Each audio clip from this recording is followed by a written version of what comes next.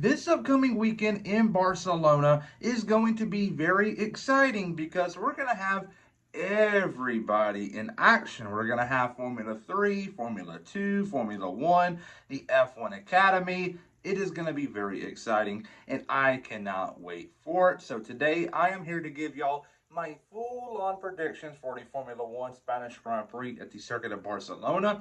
And I'm also going to give y'all my predictions for the F1 Academy race, or races more like. And so we're going to have fun here today. So enough said here, and on to the intro we go.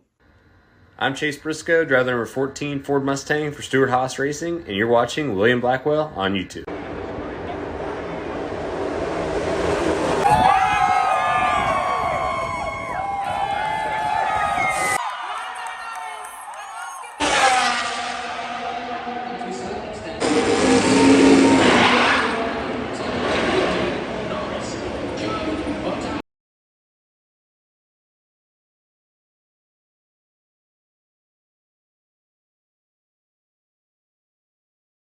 Alrighty here, round number 10 of the 2024 Formula One season is here, and it is at the Spanish Grand Prix in Barcelona. So let's take a look at the track layout.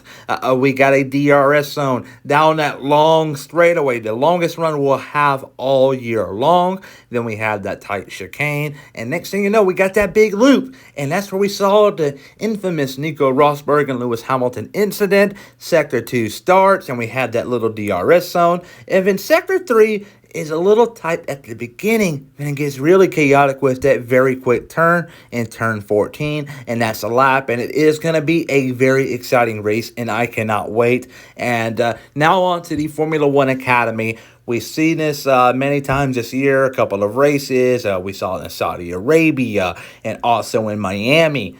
They're going to produce some good racing. Abby Pulling will win both races this weekend, in my opinion.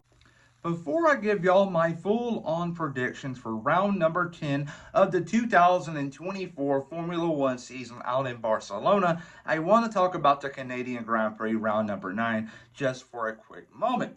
We saw tons of action on track, but also tons off track, and it's about a driver by the name of Daniel Ricciardo. I'll talk about that a little later.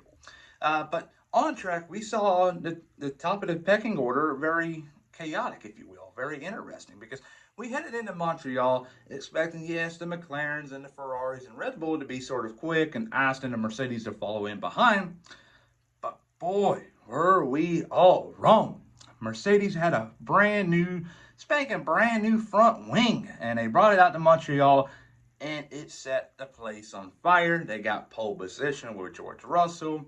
He got on the podium. Probably should have gotten P2. Maybe if there was another lap in the Grand Prix, he would have easily got by Norris, and maybe Lewis Hamilton could have got by him. One more lap could have made a big-time difference, but it didn't happen, so that's how it ended. Verstappen, Norris, and Russell. And Verstappen and Red Bull didn't have the quickest car, so they turned a bad start to the weekend to a very good ending. And they're now heading into a track, in my opinion, which will suit them the best, more so than any other track on the Formula One calendar, Barcelona. So Verstappen will win the Spanish Grand Prix. Second place will be George Russell. Lewis Hamilton will get his first actual, not sprint podium, but first actual Grand Prix podium this year. He got on the podium in the Chinese sprint race, led tons of laps in that race. I thought he had a chance to win it, but he didn't. And I believe the breakup is starting to get really, really bad between him and Mercedes. And you may say, William, what do you mean by that? Well, we saw some strategy blunders in Canada, and the team could have helped out Hamilton a little bit more. And we saw at the end, Hamilton actually get by George Russell. And it sounded like on the radio they told Russell to hold station, and he didn't, and he got by Hamilton and got to third place on the podium. And Hamilton, as soon as he went back to the pit lane after the race, he just sat there in pure silence and gave me flashbacks to 2021 Abu Dhabi. And but yeah, though, it's going to get very bad. It's going to be a very rough breakup between the two. And for all the people out there saying, Carlos Sainz, Valtteri Bottas, Esteban Ocon should be going to Mercedes next year, that's not going to happen. Why would Toto Wolff break Hamilton's contract. Why would he do that before he had 2026? Because Hamilton, remember, folks, he was under contract for both this year and all of next year. In 2026, he was going to be a free agent. Why cut him a year soon? It doesn't make sense to cut him a year soon and have one of them drivers I just said go into that right. It's not going to happen. It's going to be Kimi Antonelli, whether you like it or not. The young Italian driver is very good. Right here, Charles Leclerc, P4. He has to make up some ground. I believe Norris is it's gonna be an interesting battle for P2, but if they're still wanting to get P1, him and Norris have to tighten up their game. Right, P5, Oscar Piastri, P6, Lando Norris, P7, Carlos Sainz, P8, Lance Stroll, and P9, Fernando Alonso. And let me talk about Lance Stroll.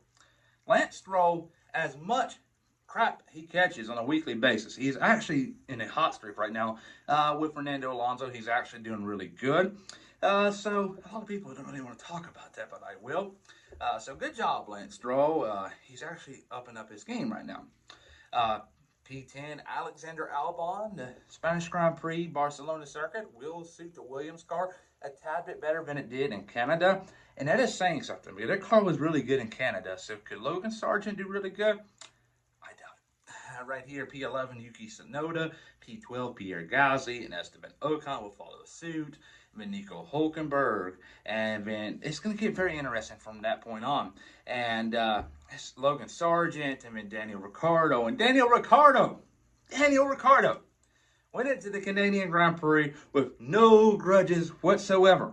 And Jack Villeneuve changed that very quickly. And a lot of people went after Jack Villeneuve and said that he was wrong, and they brought up some of the stuff he did in the past, and you know what I'm talking about.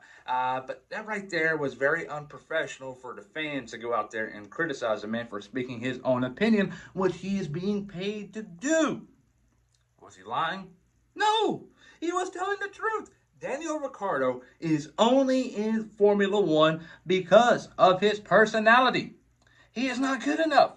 If he was, he would be in a Red Bull car right now. But is he? Absolutely not. Yuki Tsunoda is going to end his career, whether that will be this year or next year. I don't know. Tsunoda, please put Daniel Ricciardo's F1 career to rest.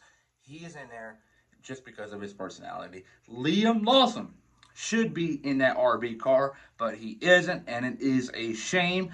So right now, his F1 career is on life support. It's going to end sooner rather than later. Tsunoda has already ended one career for a driver by the name of Nick DeVries. He will end Daniel Ricciardo's. Mark my word. Sorry for the rant, but I had to go on it. Kevin Magnussen, Zhou Guanyu, Valtteri Bottas, and Sergio Perez. Sergio Perez. Let's talk about him. Well, he is in a very unique situation, a situation that many people in the industry and many fans expected not to happen. And that was Red Bull giving him a 2-year contract extension, and it doesn't make much sense at all. Sergio Perez right now is in very bad form, and if he doesn't tighten up, there is an exit clause, so keep a close eye on that one. But rounding things out, I want to talk about the pecking order. I believe Red Bull will be the quickest, Mercedes will be second, McLaren will be third, Ferrari will be P4, Aston Martin will have the 5th quickest car, Alpine P6, Williams P7, Visa Cash App Racing Bulls P8, Haas 9, and the Kick Sauber 10. The Kick Sauber team right now is a total dump fire. It's not looking good. They're going to be like Haas in 2021 next year, and it's not going to look good for the team. The owners are not investing. They're trying to make as much money possible. Not a good look.